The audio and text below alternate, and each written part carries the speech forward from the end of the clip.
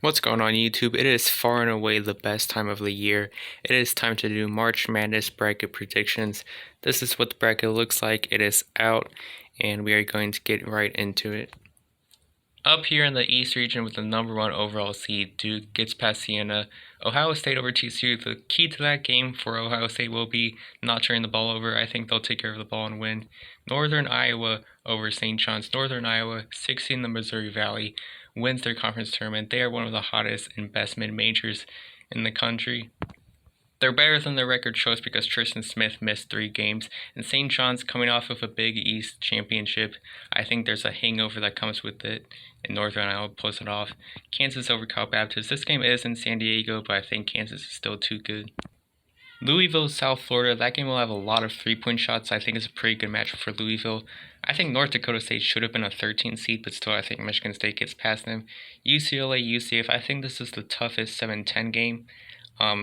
This game is in Philly, which is an easier trip for UCF, but it's not like it's a great trip from Florida to Pennsylvania. It's just not even close to California to Pennsylvania. So I'm leaning towards UCLA, and UConn gets past Furman. Now to the South region, Florida over Prairie View A&M. Clemson over Iowa, even without Carter Welling, is Tampa is an easier trip for Clemson, and Clemson has more seniors, so I like them.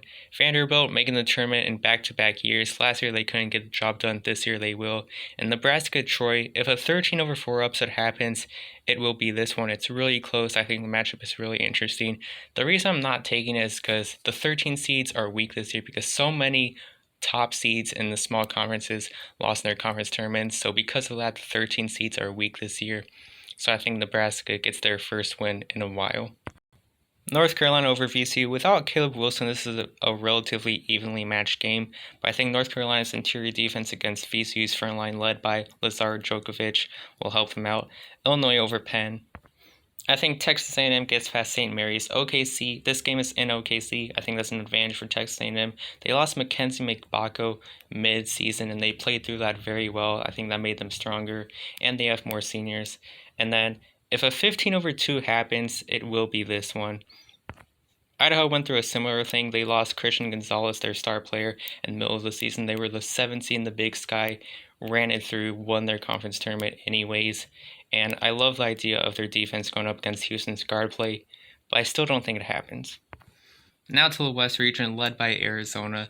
Utah State over Villanova. This game, I believe, is in San Diego. Villanova has to make that long trip, and their guard play has to go against that defense led by Mason Fossilip. That's unfair. Wisconsin over High Point, that has upset potential. I don't think Wisconsin should have been a 5 seed, but I think they'll take care of the ball in that matchup.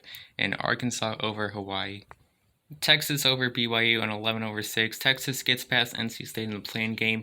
They were in the play-in game last year. They couldn't get the job done this year. They come back. They do it this time.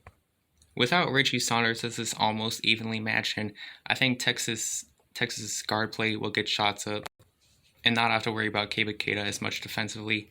And I actually really like this match for Kennesaw State. I just think asking them to beat Gonzaga in Portland is too much.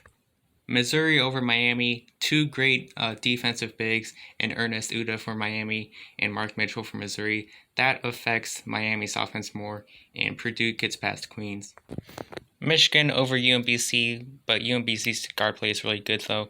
Georgia over St. Louis. Georgia got embarrassed in the first round last year in a different 8-9 game. They will not want that to happen again. And I think the best 12 seed this year gets the JT Toppin list, Texas Tech. And I think they keep their momentum rolling. Alabama Hofstra is a very intriguing matchup. If Hofstra controls the pace of the game, I think they have a genuine chance. I just think Alabama's experience comes through at the end. Tennessee over the biggest story in college basketball this year. I am taking the Red Hawks over SMU. I think 9.5 is an atrocious opening spread.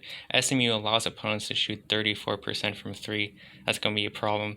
Virginia over Wright State. Kentucky will out-rebound Santa Clara, and Iowa State gets past the first round easily. Now to the second round, Duke over Ohio State. Kansas will out-rebound Northern Iowa. I think Louisville will be able to get 3s up in this matchup, but I think Michigan State comes away with it. And one of the biggest stars of the tournament, UCLA knocks out UConn. I like their guard play going up against a questionable UConn defense. Florida over Clemson, and Clemson will struggle to get looks inside. Vanderbilt over Nebraska. I like their defense going up against Price, Sanford, and Jamarcus Lawrence in Nebraska's guard play. Illinois over North Carolina, and I think Texas A&M can keep it close against Houston, but I think Houston controls the pace of the game against buckyball. Arizona over Utah State. Wisconsin, small upset over Arkansas. I like John Blackwell and Nick Boyd going up against more of an interior defense. Gonzaga over Texas. Keep in mind Braden Huff will miss the first 2 rounds most likely, and Purdue over Missouri. Stunner of the tournament, Georgia takes out Michigan in the second round. I think it's an amazing matchup for them. The biggest problem with Michigan all season has been turnovers. Georgia is a team that can take advantage of that. Alabama over Akron.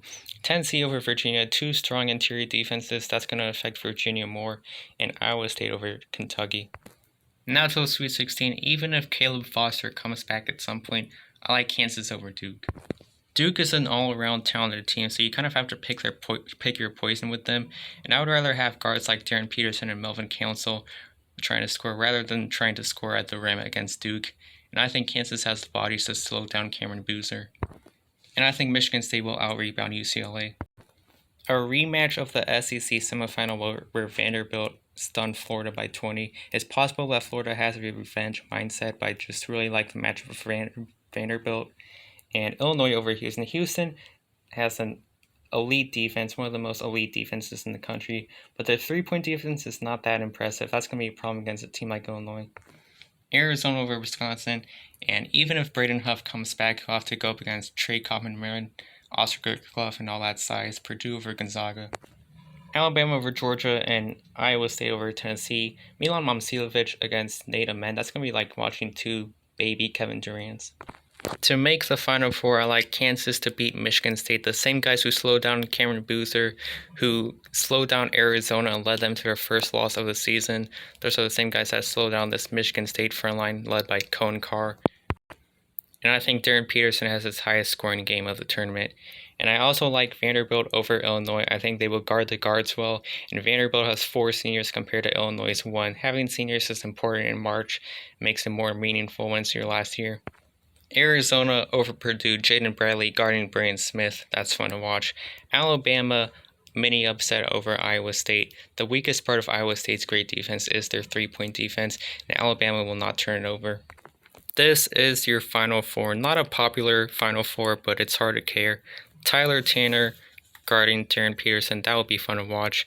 Arizona over Alabama easily, possibly without Aiden Holloway. I'm not sure what happened there.